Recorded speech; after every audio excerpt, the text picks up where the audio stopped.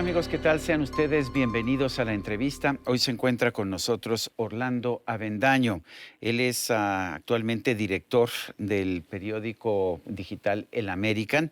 Es un medio hispano de noticias y opinión en los Estados Unidos y acaba de publicar el libro Días de Sumisión: cómo el sistema democrático venezolano perdió la batalla contra Fidel. Orlando Avendaño, gracias por estar con nosotros. Muchos nos han dicho que Venezuela se convirtió en un país realmente independiente, en un país realmente próspero, una vez que encontró la revolución del socialismo del siglo XXI. Tú nos planteas otra realidad. Cuéntanos. Sergio, gracias por la invitación, es un honor estar aquí. Y en efecto, llega Hugo Chávez y gozó de una ficción de prosperidad gracias a un aumento impresionante de los precios del petróleo por diferentes razones. Y eso le permitió a Hugo Chávez crear la sensación de que Venezuela era un país próspero gracias al modelo socialista. Esto evidentemente era una ficción. Bueno, muere Hugo Chávez, al final Nicolás Maduro hereda lo que fue la implosión de ese modelo que era inviable, de un país gobernado por un régimen totalitario que mata, que secuestra, que tortura. Eso queda expuesto y bueno, finalmente se derrumba el mito del socialismo del siglo XXI y nos damos cuenta de que un modelo socialista que controla la economía, que persigue la disidencia y que al final termina cediendo al negocio ilícito como el narcotráfico, etcétera, realmente era una tragedia, ¿no? Y una tragedia que se esparció por la región. ¿Cuál fue el papel de Fidel Castro y del gobierno cubano en todo este proceso? Fidel, desde el momento en que triunfa la Revolución Cubana, siempre lo dejó claro. Él quería exportar el modelo. Fue su propósito expansionista. Incluso lo intentó fuera del continente, en la región. Fracasó en Bolivia, fracasó en Colombia, pero bueno, en un momento también fracasa en Venezuela porque intentó la vía armada, el financiamiento de grupos guerrilleros. Ese proyecto no prospera, luego intenta la infiltración militar a partir del financiamiento de grupos de extrema izquierda que habían de alguna manera acompañado a jóvenes dentro de la Fuerza Armada para que siguieran el norte ideológico y se inscribieran en estos movimientos que conspiraban en contra del sistema democrático. De este proceso surge Hugo Chávez en el año 92, ejecuta su intento de golpe de Estado, un intento criminal, sanguinario, pero que no prospera. Afortunadamente, en ese momento triunfa el modelo democrático, pero viene un tercer intento que ya es por la vía democrática, que finalmente fue la herramienta que le permitió a Fidel Castro tomar la región, ¿no? Argentina, Brasil, Chile, en fin, toda la región, Honduras, etcétera, toda la región cedió de alguna manera el cobijo de la Revolución Cubana gracias a los sistemas democráticos que fueron infiltrados por bueno, grupo de comunistas, etcétera. Y Chávez fue como tal el primer gran triunfo de la Revolución Cubana en la región. ¿Cuál fue el papel de las Fuerzas Armadas, del Ejército en particular, allá en Venezuela durante el proceso en que Hugo Chávez pasa de ser un presidente pues, surgido democráticamente de las urnas a convertirse en un dictador? El papel fue de acompañamiento. Hubo pequeñas expresiones de disidencia, militares muy valientes como el general Ángel Vivas, que luego fue detenido y bueno, torturado, etcétera, que en su momento se alzaron en contra de la infiltración cubana, que era latente, era obscena, eran militares que estaban siendo comandados por cubanos, y se alzaron en contra de la politización de las Fuerzas Armadas. O las Fuerzas Armadas empezaron a jugar un papel importante en la política.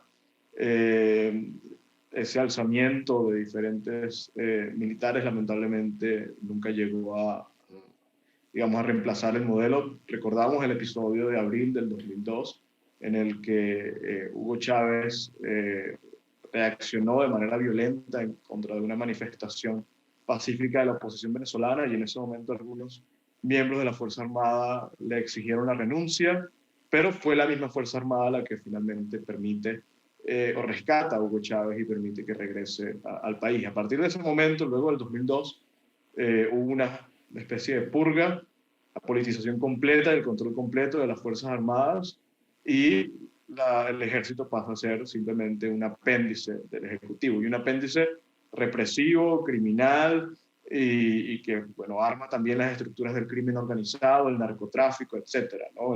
Las Fuerzas Armadas son otra extensión del Estado criminal. ¿Cuál fue el papel de los intelectuales de izquierda? Todos los países de América Latina tienen una fuerza de intelectualidad de izquierda muy significativa. Lo mismo ocurría, tengo entendido, en Venezuela. Cuéntanos, ¿cuál fue su papel?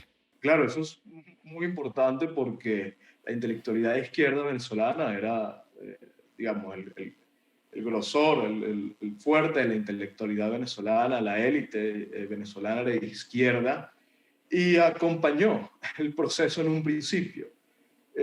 Digamos, era de izquierda o es de izquierda socialdemócrata, tibia, pero en un principio sirvió para que se instalara el proceso.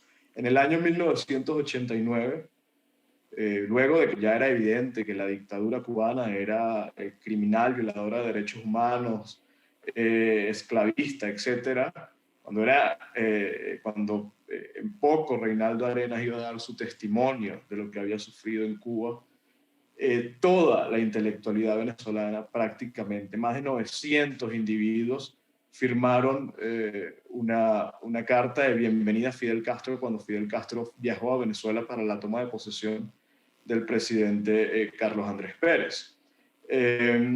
Unos años después, Hugo Chávez ejecuta el golpe de Estado y parte de la intelectualidad venezolana lo justifica, ¿no? De alguna manera alcahuetea a Hugo Chávez.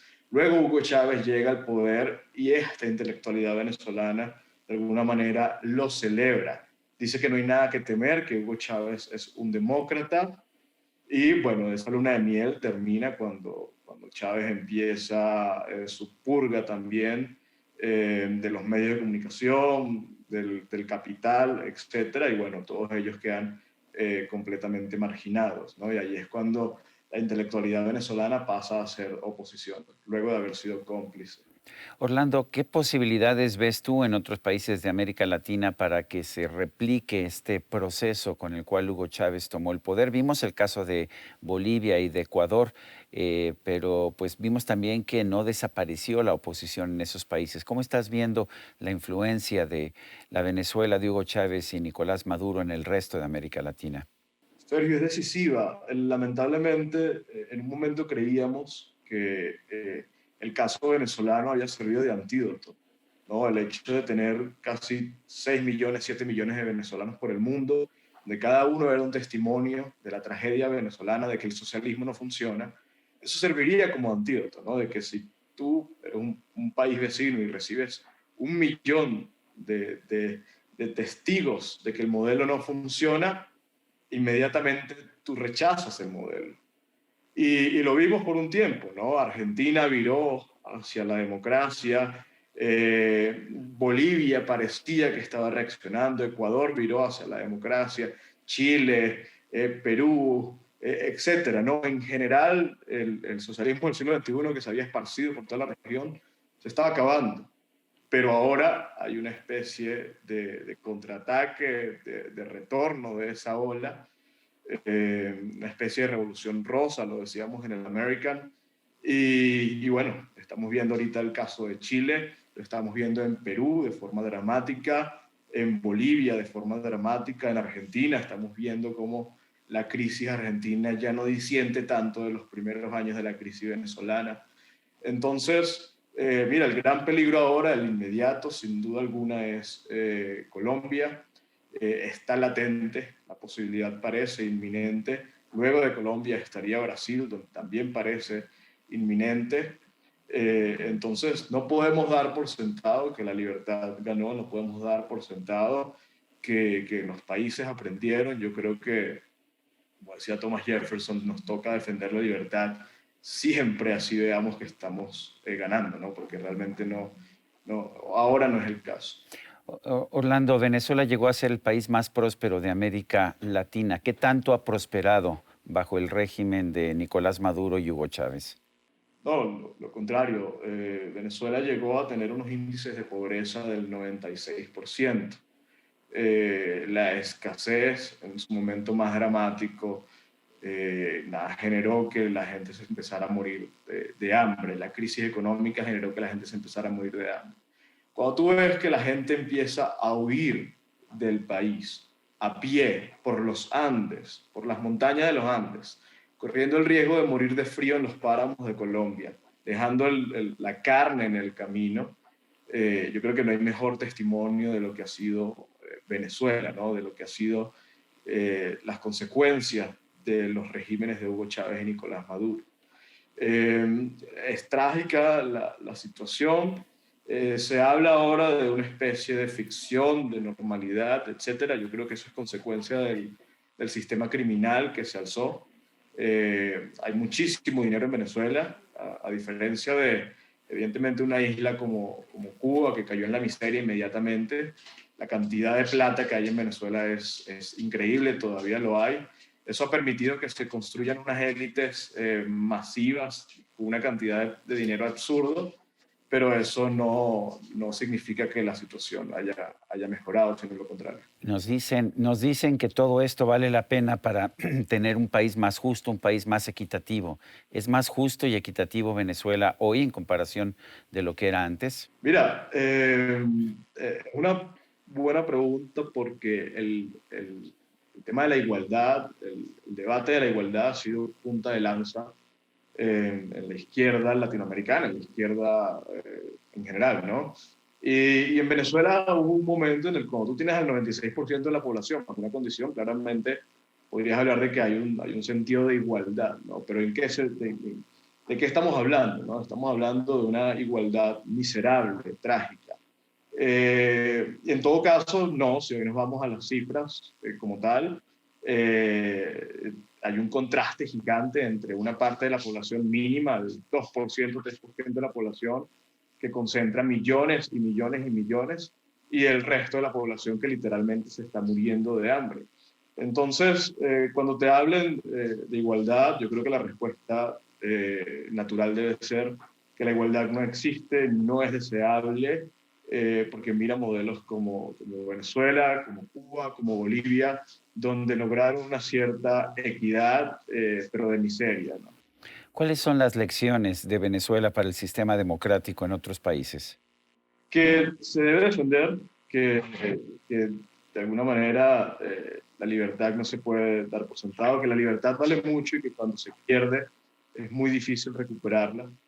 El socialismo como tal es un modelo que suena muy bien, que es atractivo, que es fácil ceder a él, pero que definitivamente no funciona, ¿no? Que todos debemos ser responsables de nuestras vidas, ser responsables de lo que generamos y que no podemos depender del Estado, ¿no? Porque cuando eso ocurre, primero entregamos de alguna manera nuestra estabilidad económica y luego entregamos nuestra libertad.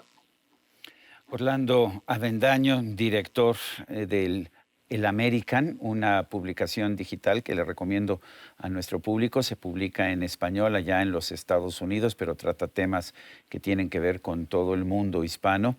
Yo quiero agradecerte esta conversación y el que nos hayas hablado de tu libro, Días de Sumisión, cómo el sistema democrático venezolano perdió la batalla contra Fidel. Muchas gracias, Orlando. Gracias, Sergio, ha sido un honor. Gracias. Y a usted, amigo televidente, que hace posible este programa, se lo agradezco también. Esto es todo por hoy, pero no se le olvide. Nos vemos la próxima.